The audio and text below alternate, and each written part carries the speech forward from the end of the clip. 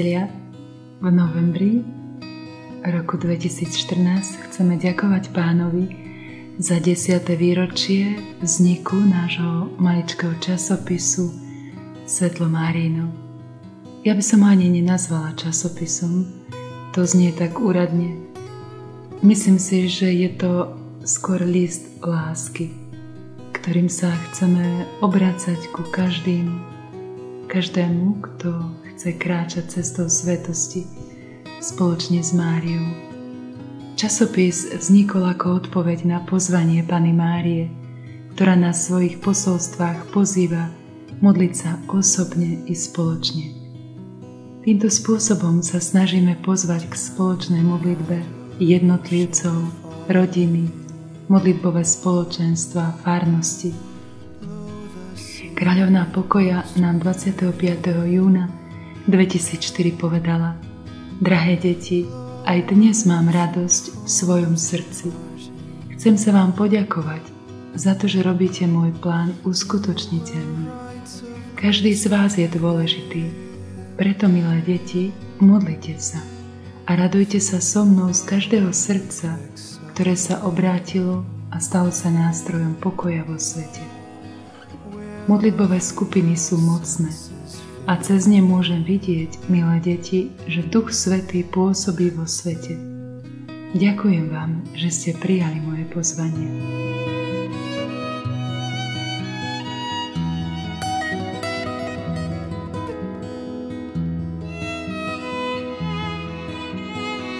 Kráľovná pokoja nás vo viacerých posolstvách povzbudzuje k spoločnej modlitbe. Vizionári stále zdôrazňujú jej volanie, aby sa každá rodina stala prvou modlitbovou skupinou. Všetko sa začína v rodine. Láska, svetosť, viera, povolanie. Rodina, ktorá sa modlí, zostane spolu. Spoločnou modlitbou ruženca prekoná všetky prekážky. Mária nás volá, aby sme sa každý deň modlili spoločne ruženec, čítali písmo sväté, pozýva nás k láske, k odpúšťaniu, aby sme si nachádzali čas jeden na druhého. Volá nás, aby sme zakladali modlitbové spoločenstva a pomáhali si navzájom na ceste svetosti, v osobnom živote, v ťažkostiach, ktoré prežívame. Deti moje, samotný nemôžete zastaviť zlo, ktoré chce zavládnuť vo svete a zničiť ho.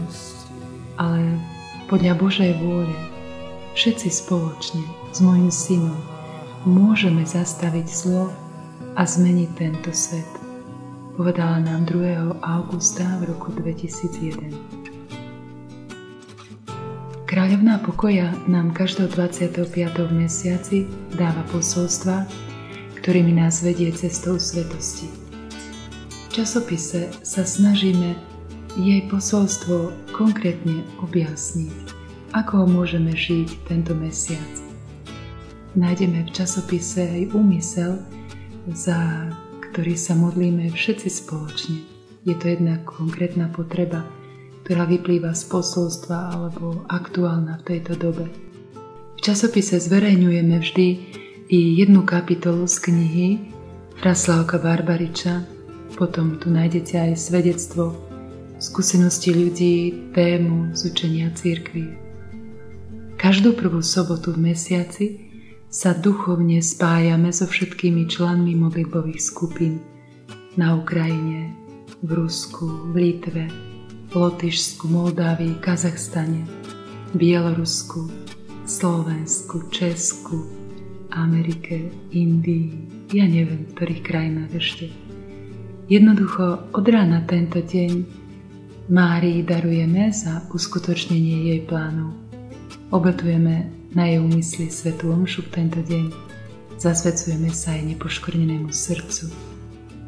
Naša modlitbová skupina tu v Medžugorji vystupuje vždy na vrch zjavenia na Podbrdo a modlí sa za všetkých členov modlitbových skupín. Prvé, skromné, veľmi jednoduché číslo časopisu bolo vytvorené v novembri v roku 2004. Ako sme už povedali, ako odpoveď na pozvanie Panny Márie modliť sa spoločne. Najskôr sme časopis tvorili v slovenčine a v ruštine. Do slovenčiny, pretože sme videli túžbu mnohých pútnikov zo Slovenska pokračovať v prežívaní posolstiev Panny Márie. Do ruštiny preto, lebo toto je jazyk, ktorý nás tu v Medžugorji spája. Nemáme tu totiž prekladateľov do litovštiny, lotyštiny, bieloruštiny, ukrajinčiny.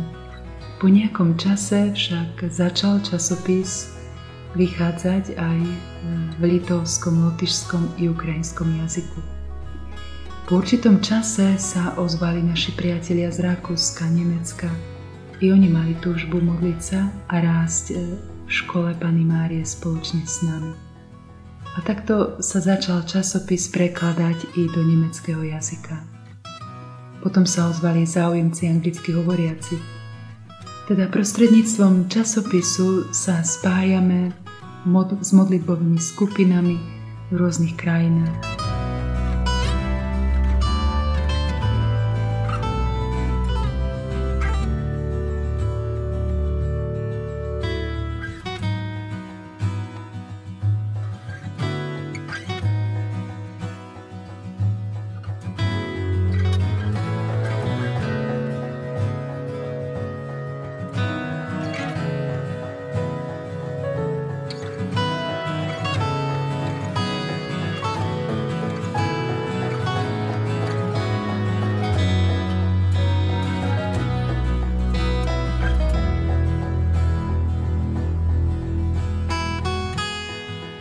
Htio bih pozdraviti sve čitatelje časopisa Svjetlo Marijino.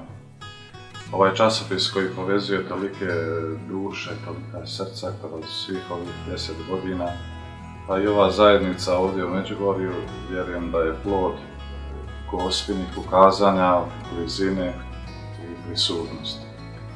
U ovome časopisu koji donosi svjetlo svima onima koji su otvorena srca i koji povezuje tolike duše. Želim ustrajnost, mir i Božju milost, da ih ova gospina riječ, gospina poruka još više približi, ujedini, jer samo zajedno moći ćemo ostati vjerni Bogu i u zajedništvu jedni s drugima. Gospina blizina i prisutnost kroz svih ovih 33 godine u Međugorju plod je Božje milosti i Božjega dara. I znak je da nas Bog nije napustio i zaboravio. Nemojmo ni mi njega.